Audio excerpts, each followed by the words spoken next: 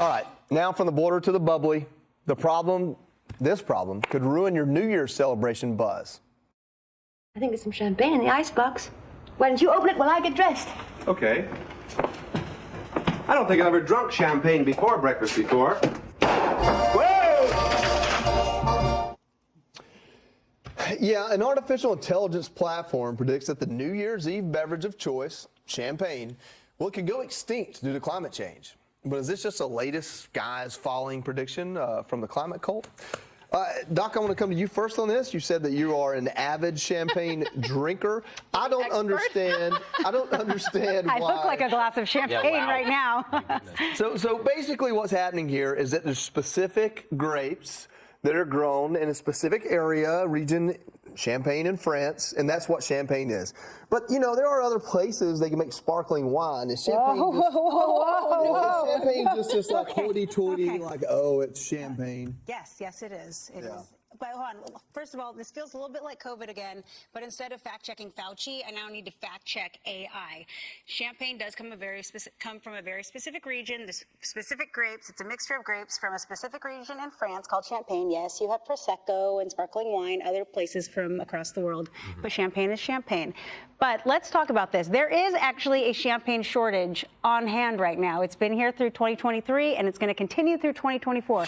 We're all suffering through it, let me tell you. But let's actually discuss why that is. Fearing a global drop in demand as the pandemic was beginning, the Champagne Trade Group actually restricted their production by 20%. And so that had a lower production at that time. But as we all saw, there was a high increase of demand during that time. By 64%, champagne sales were up. Hold on, Jimmy, I'm not done. Labor was, they're having a hard time filling the labors, the global supply chain shortages. And then 2021 was a bad year. They had, there was a heat wave, there was frost. And so there are bad years. The last really bad one was 2001. It ebb and flows. We're going to get our champagne back. Everyone stop panicking. It's going to be okay, I promise. She's busting the bubble myths. Jimmy, the floor is yours. No, what jumped out at me is that there's like an OPEC for champagne. I had no idea there was like this council in the Middle East. They're like, we won't bump up production. You get no champagne.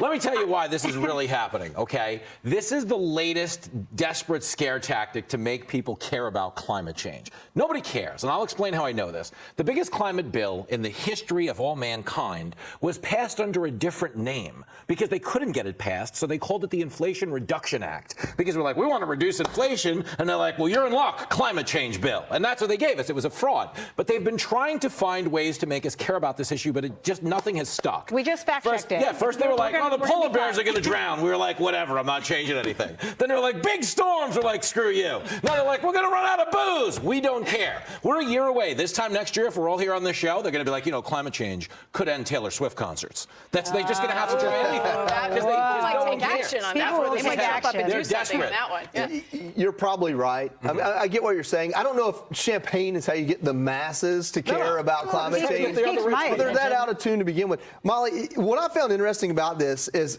I really didn't care about champagne at all, but I love the fact that there is an AI, there's an AI company called Climate AI, and they're selling a product to champagne growers that their grapes might go extinct in 50 years. I wish I could sell a product that it would take 50 years to prove it's a bad product. So AI, I'm a Generation X. I'm as creeped out by the machines as Sarah Connor. But if AI is going to save the wine and save the grapes, maybe I could at least get on board that so that we can keep the grapes alive. And yeah, I'll go. And then when it destroys us all, we can at least go down. Thank you. But that's why it's going to destroy us all. This is going to be the cause for AI destroying us all. Because it's going to be like, well, climate change is getting so bad, we got to get rid of some of these humans. AI is smart. This will be the catalyst. AI is like, we're going to take over everything else. We're going to make sure that everybody still has their wine. We're going to make sure Dr. Sapphire has their champagne, and then AI is brilliant. Here's the thing about climate change, Dr. Sapphire. Like I visited Napa. I didn't have any business being there. It's a little bit different collar than me. I don't drink wine. I can't afford $500 million an acre land, but I was there for a day, and I learned a lot about it.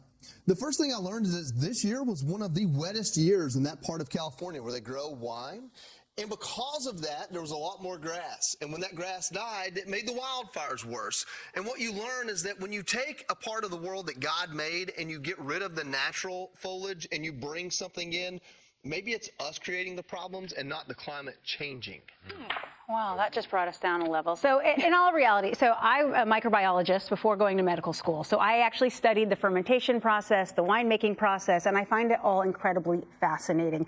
But I do know that every single year is incredibly different from the moisture in the air. Sometimes you can, you get mold and other things that happen, and everything can change the grapes from the mineralizations, the rocks, everything. And so each year will be very, very different. And it is, it's interesting to see as things evolve. But as you say, some of the man-made stuff, a wet year can cause the wildfires. You get that ash that actually goes into the soil, and that does cause different tastes throughout it. And that's why wine is so incredible. When AI looks into these articles on Forbes, AI has found its way into the winemaking process itself, particularly in the crucial phase of fermentation. AI is in there. It understands everything you just said.